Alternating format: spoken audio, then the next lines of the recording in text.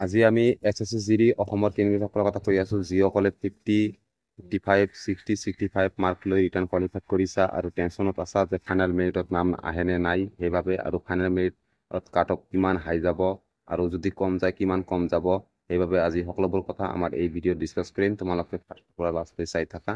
ফাৰ্ষ্টৰ কথাটো হ'ল যে তোমালোকৰ যদি 50, 55, 60, 65 এনেকুৱা মাৰ্কৰ ভিতৰত আছে, তুমি ভাবি আছা ফিজিকেল নিদিম বুলি, এইটো একদম ভুল কৰি আছা। তোমালোকক মই ৰিকুৱেষ্ট কৰিছোঁ তোমালোকে ফিজিকেলটো দি আহা, ফিজিকেল আৰু মেডিকেল কোৱালিফাইড কৰি আহা। কাৰণ নৰ্মেলাইজেশ্যন মাৰ্কত আমাৰ ক'বলৈ গ'লে বহুতৰে মাৰ্ক বাঢ়িছে আৰু বহুতৰে মাৰ্ক কমিছে। যদি তুমি ফিজিকেল নিদিয়া তেনেহ'লে যদি ফাইনেল মেৰিটত কাট অফ কম যায় তেনেহ'লে বহুত পস্তাবলগীয়া হ'ব। সেইবাবে কৈ আছোঁ যে ফিজিকেলটো দি আহিবা। কাৰণ এই কাৰণে কৈ আছোঁ কাৰণ বহুতো হাই মাৰ্ক পোৱা ল'ৰা ছোৱালীয়ে ফিজিকেলত আৰু মেডিকেলত ফেইল কৰি যায়।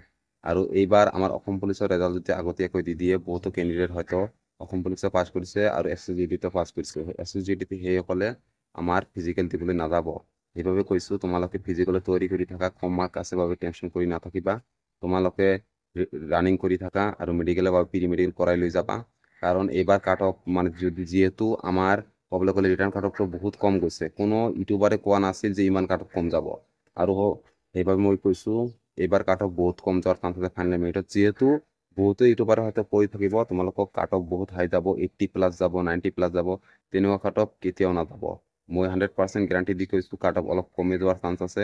কাৰণ ৰিটাৰ্ণ কাট অফ যদি কম গৈছে তেনেহ'লে ফাইনেল মেৰিটত যোৱাৰ চান্স আছে। সেইবাবে তোমালোকে ৰানিং কৰি থাকিবা। আৰু লগতে এটা কথা হ'ল যে বহুতে হয়তো ক'ব তোমাৰ নাম নাহিব বুলি, তুমি দি আহিবা। কাৰণ মিনিমাম আমি ক'বলৈ গ'লে 10% বা 15% আমাৰ ফিজিকেলত ফেইল কৰিব। আৰু ক'বলৈ গ'লে আমাৰ মেডিকেলত 20% ল'ৰা ছোৱালী ফেইল কৰে আৰু ডকুমেণ্টত আমাৰ 5% ফেইল কৰে। তেনেকুৱা এবাৰত চাবলৈ গ'লে 40% ল'ৰা ছোৱালী এনেই ফেইল কৰি যায়। তাৰপিছত 60% ল'ৰা ছোৱালী থাকে আৰু 60% ল'ৰা ছোৱালীৰে আমাৰ ফাইনেল মেৰিটত নাম আহিব মানে অহাৰ চান্স থাকে। তাৰ ভিতৰতে কেইজনমানৰ নাম নাহে আৰু কেইজনমানৰ নাম আহে। সেইবাবে যদি তোমাৰ 50, 55 তেনেকুৱা মাৰ্কো আছে, মানে 10, 15 তেনেকুৱা প্লাছ হৈ আছে, তুমি টেনশ্যন নকৰি তোমালোকে ফিজিকেল আৰু মেডিকেলটো ভালকৈ দি আহিবা। কাৰণ যদিও এইবাৰ তোমাৰ মানে ফাইনেল মেৰিটত 1 মাৰ্ক 2 মাৰ্কৰ কাৰণে ৰৈ যোৱা, তথাপিও তোমাৰ এটা এক্সপিৰিয়েঞ্চ থাকিব। যেতিয়া তুমি নেক্সটত SSC যদি তুমি ৰিটাৰ্ণ কোৱালিফাইড কৰিবা তেনেহ'লে তোমাৰ ফিজিকেল আৰু মেডিকেলটো তুমি এনেই ক্লিয়াৰ কৰিব পাৰিবা। সেইবাবে মানে তোমালোকে এইবাৰ মানে যদি বহুত দিন তুমি কষ্ট কৰিছা অৰ্থ পঢ়িছা তাৰপিছত তোমাৰ ৰিটাৰ্ণত নাম আহিছে, সেইবাবে তোমালোকক কৈছোঁ তোমালোকে ফিজিকেলটো ভালকৈ দি আহিবা আৰু মেডিকেলটো দিবলৈ যাবা। কাৰণ মানুহৰ কথা শুনি তুমি নাযাবা বুলি তেনেকুৱা নকবা। কাৰণ বহুতে হয়তো নাযাব, কিন্তু এইটো বহুত ৰং কৰিব। কাৰণ সেই নাযাব কাৰণেই কাট অফটো কমি যাব পাৰে।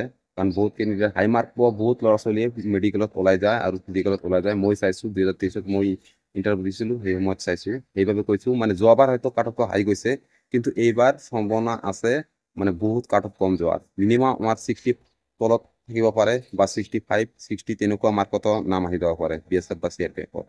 মানে সেইবাবে কৈছোঁ মানে আমাৰ SSGD-ত পোষ্ট কিন্তু বহুত থাকে। আমাৰ CRPF, ITBP, তাৰপিছত CISF, অসম ৰাইফলছ বহুত পোষ্ট থাকে। কিছুমান পোষ্টত কাট অফ বহুত কম যাব পাৰে। তোমালোকে ফিজিকেল আৰু মেডিকেল ভালকৈ দি আহা, এইটো মই কৈছোঁ। আৰু ইমান টেনশ্যন কৰি নাথাকিবা। ফাইনেল মেৰিটত নাম আহিলে আহিব, নাহিলে নাই, সিমান টেনশ্যন আৰু নকৰিবা। ঠিক আছে? আৰু ভিডিঅ'টো ফাৰ্ষ্টৰ পৰা লাষ্টলৈ চোৱাৰ বাবে সকলোকে মই ধন্যবাদ জনাইছোঁ।